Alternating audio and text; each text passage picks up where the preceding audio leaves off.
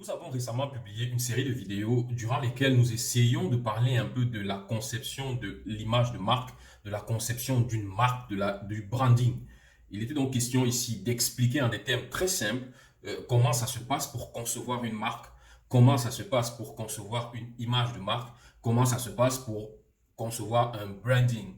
Et puis dans cette série de vidéos que vous pouvez retrouver juste ici, nous avons développé différents concepts et il était question ensuite de vous proposer un exemple, un cas pratique durant lequel nous allons essayer de créer une marque en respectant les différents concepts que nous avons énoncés dans les différentes vidéos, dans la série de vidéos que nous avons proposées. Donc je vous invite à aller revoir cette série de vidéos-là pour pouvoir comprendre avec nous ce cas pratique, cet exercice que nous allons essayer de faire aujourd'hui. Bonjour à tous, bonjour à toutes, j'espère que vous allez bien, moi je vais super bien.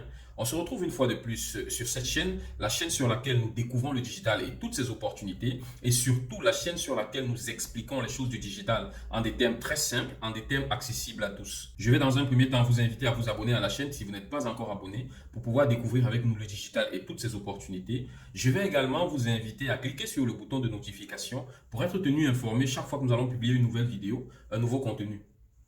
N'oubliez pas de liker, de partager ce contenu, cette vidéo avec un maximum de personnes afin que plusieurs personnes puissent bénéficier de cette mini-formation, de cette petite formation sur la conception de marque, sur la conception de l'image de marque, sur le branding. Nous allons nous retrouver tout de suite après la petite introduction pour notre exercice, pour notre cas pratique. On se dit donc à tout de suite.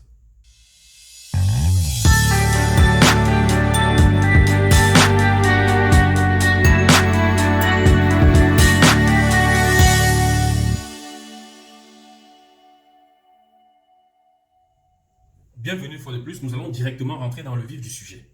Il sera question ici d'une étude de cas ou d'un cas pratique durant lequel nous allons essayer de concevoir une marque. Tout ceci en respectant les concepts et les étapes que nous avons énoncées dans les vidéos précédentes que vous pouvez voir ici. N'oubliez pas d'aller regarder ces vidéos, c'est important pour pouvoir mieux appréhender tous les concepts autour de la marque, autour du branding, autour de l'image de marque. Nous allons nous allons passer directement à la présentation de notre cas pratique.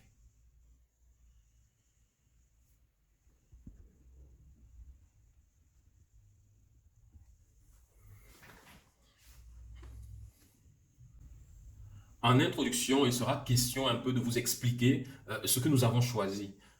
En fait, dans un monde de plus en plus conscient de l'environnement, il est crucial d'avoir une marque qui reflète certaines valeurs, notamment l'écologie et la durabilité. On parle beaucoup de durabilité et d'écologie ces derniers temps, compte tenu des changements climatiques que nous observons, compte tenu du taux élevé de pollution dans certaines villes. Et nous avons estimé qu'il était intéressant de proposer une marque sur ce segment-là, sur ce secteur, sur ce domaine-là. Donc, nous avons décidé de créer une marque de chaussures écologique et durable.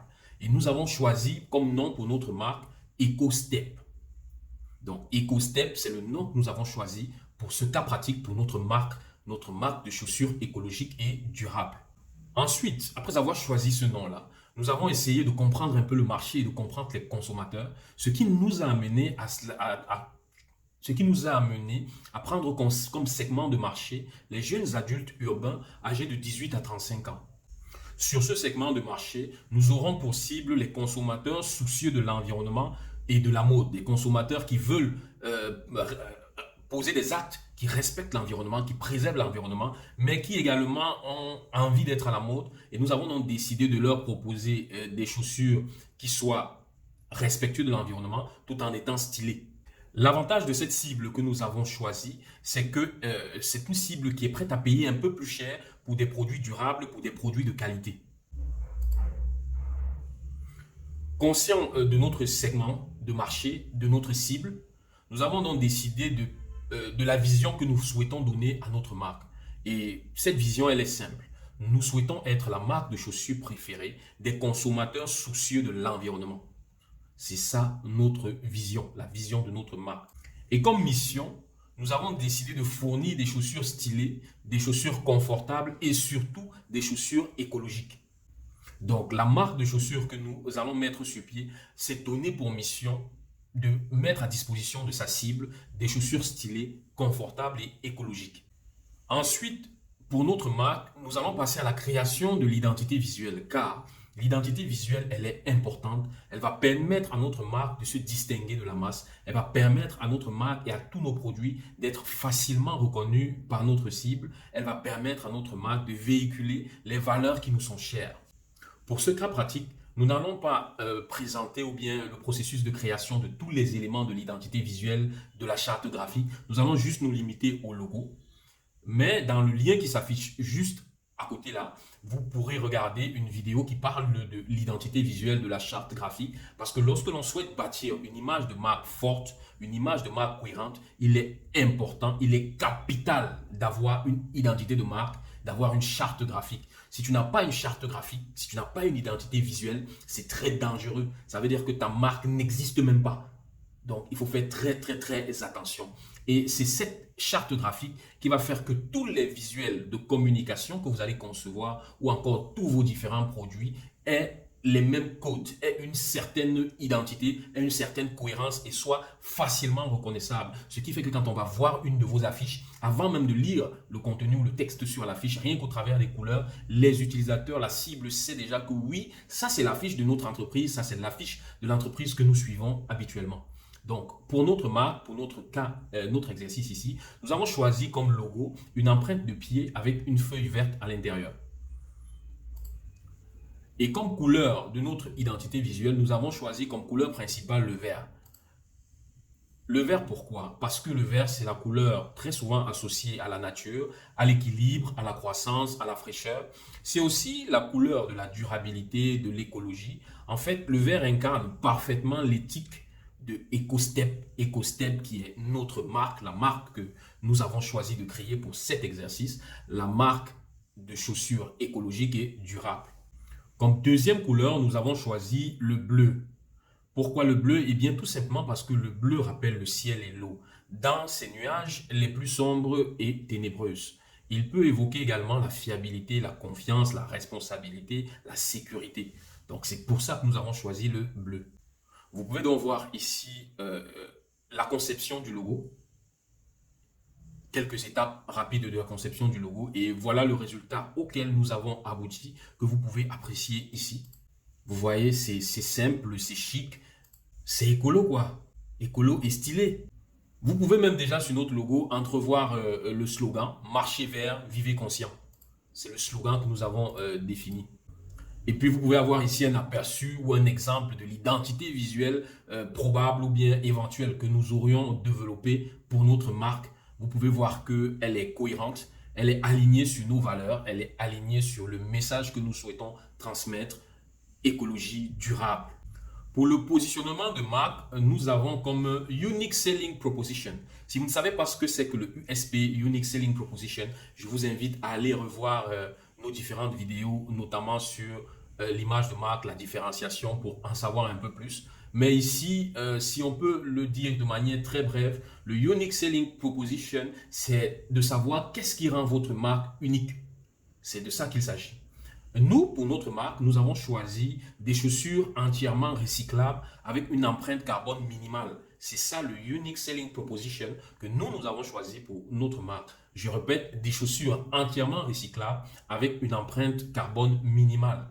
Sur ce segment de marché, nous avons comme concurrents les autres marques de chaussures écologiques, mais peu combinent la mode et la durabilité, peu combinent le chic, le style avec l'écolo, parce que très souvent on a tendance à croire ou à voir que ce qui est écologique n'est pas forcément stylé parce que les budgets, etc. Donc nous sommes une marque qui allons combiner à la merveille, nous allons combiner à merveille, pardon, l'écologie et le style et la mode. Comme stratégie de communication, bien évidemment, nous allons communiquer exclusivement sur les médias sociaux. Ça, c'est ce que nous avons choisi comme canaux, les médias sociaux, notamment Instagram, Facebook, principalement. Avec des collaborations, nous allons collaborer avec des influenceurs éco-conscients uniquement. Pas avec tous les influenceurs, non, ça ne nous intéresse pas. Nous allons uniquement communiquer, travailler, collaborer avec les influenceurs éco-conscients qui sont capables non seulement de comprendre notre démarche, mais aussi d'apprécier nos produits parce que nous voulons que nos influenceurs puissent parler de nos produits si et seulement si ils ont vraiment apprécié ceci.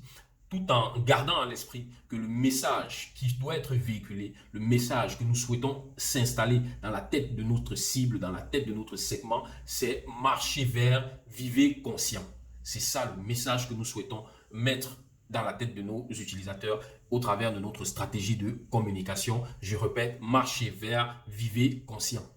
Comme nous le disions d'entrée au niveau de l'identité visuelle, pour maintenir une certaine cohérence dans l'image de marque que nous souhaitons bâtir, dans la marque que nous souhaitons bâtir, dans notre branding, dans le branding de notre marque, nous allons nous arranger à ce que toutes les communications, les étiquettes aux campagnes publicitaires reflètent le message écologique. Le respect donc de la charte graphique est fondamental, elle est cruciale. Si on ne respecte pas la charte graphique telle qu'elle a été définie et pensée dans le respect de nos valeurs, le respect des valeurs que nous véhiculons, alors là, il y aura un problème, on sera dans une incohérence totale. Donc, pour avoir notre cohérence, nous avons choisi un respect strict de notre charte graphique.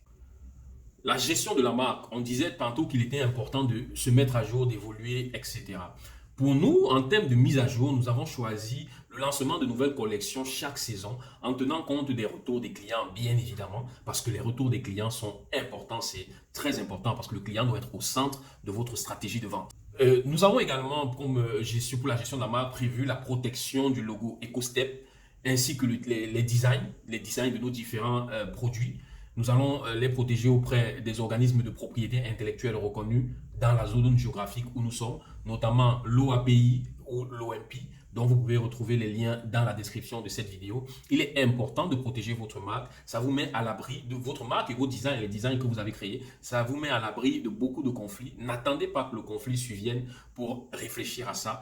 Pour mesurer les performances de notre marque, eh bien, nous avons tout simplement choisi comme KPI les ventes, les mentions j'aime sur les réseaux sociaux, les partages, les taux d'engagement. Bref, les KPI les plus communs sur les réseaux sociaux, étant donné déjà que les réseaux sociaux sont le canal de communication par lequel nous allons interagir avec notre cible. Donc, les KPI pertinents pour les réseaux sociaux, ce sont ceux-là que nous avons choisis, et également les ventes. Nous avons également aussi des enquêtes que nous allons mettre sur pied, des enquêtes post-achat, des commentaires, etc., des clients, des retours clients. Ça va nous permettre non seulement de mesurer, mais également d'améliorer ce qui peut l'être et de faire mieux, de proposer toujours des meilleurs produits à nos clients, à notre cible. Il était donc question là de passer en quelques minutes dans cet exercice pratique les étapes de création d'une marque. À ces étapes-ci, ensuite, maintenant, il va falloir joindre une stratégie marketing, une stratégie digitale. Vous pouvez regarder dans cette vidéo comment on conçoit une stratégie digitale. Les éléments clés d'une stratégie digitale se trouvent juste dans cette vidéo que je vous invite à aller suivre pour en savoir un peu plus. Et puis, dans le lien qui s'affiche ici, vous avez un ensemble de vidéos sur la stratégie digitale. Comment mettre en place une stratégie digitale, comment mettre en place une stratégie de différenciation, de positionnement, etc., etc.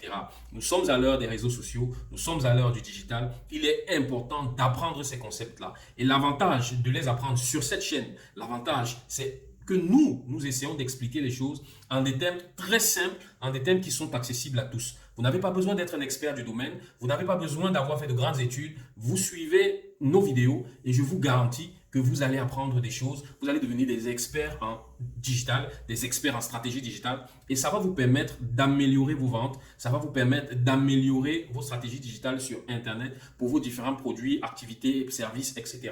Donc c'est important. Nous sommes arrivés au thème de cette vidéo où il était question pour nous de vous présenter un cas pratique de création de marque.